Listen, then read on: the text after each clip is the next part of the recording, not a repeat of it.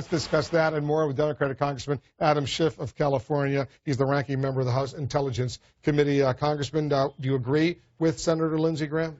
I don't agree with him. Tell us why. I think constitutionally, when you have an American citizen captured, arrested on American soil, and charged with a crime, there are requirements in the Constitution that they ultimately be, in short order, presented to a magistrate.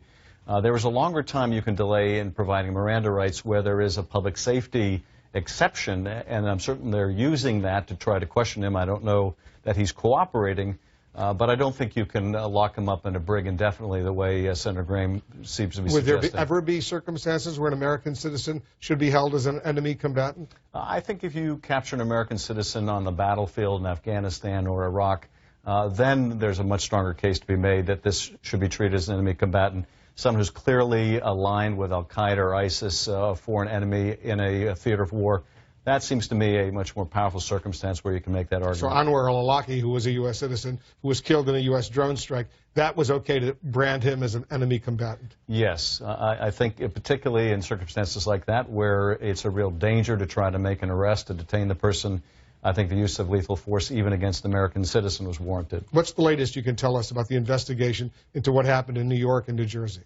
We still don't know what took place during the foreign travel. I think that's one of the big questions right now. Was he radicalized at home? Was he radicalized overseas?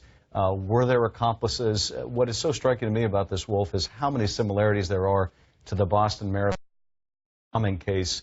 Similarities in terms of the bombs that were used and their origins in Inspire magazine. That this bomber also placed devices along the route of a race.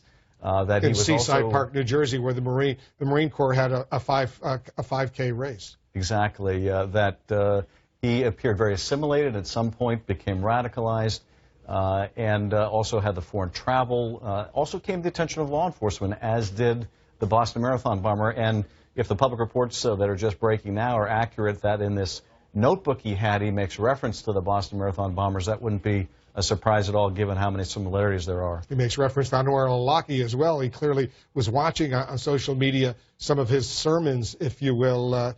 It raises the question of copycat terror attacks. Is that what I'm hearing from you? Yes, absolutely. I mean, he may have been not only inspired by the radical ideology, but also by what other people have done and follow their brutal example. We're certainly pouring through the files of the interaction with law enforcement. We may conclude there, as we have elsewhere, that there simply wasn't enough to put this person on a watch list. If the father said something, for example, during a domestic fight or dispute and later recanted it, that's not that much to go on. Donald Trump just said something a few minutes ago. Let me play a little clip for you and get your reaction. Attack after attack, from 9/11 to San Bernardino to Orlando, we have seen how failure to screen who is entering the United States puts all of our citizens in great danger. So let me state this very, very clearly. And as you know, at least most of you know, I've been saying this for a long time. This didn't just happen like yesterday. Immigration security is national security. You agree with him? I don't agree with the Trump point of view that essentially not just refugees, but all immigrants are essentially a danger to the public. They're murderers, they're rapists, they're would-be terrorists. This attacker came at age 9. Now, how do you screen someone at age 9 and determine that 20 years thereafter they're going to be a threat?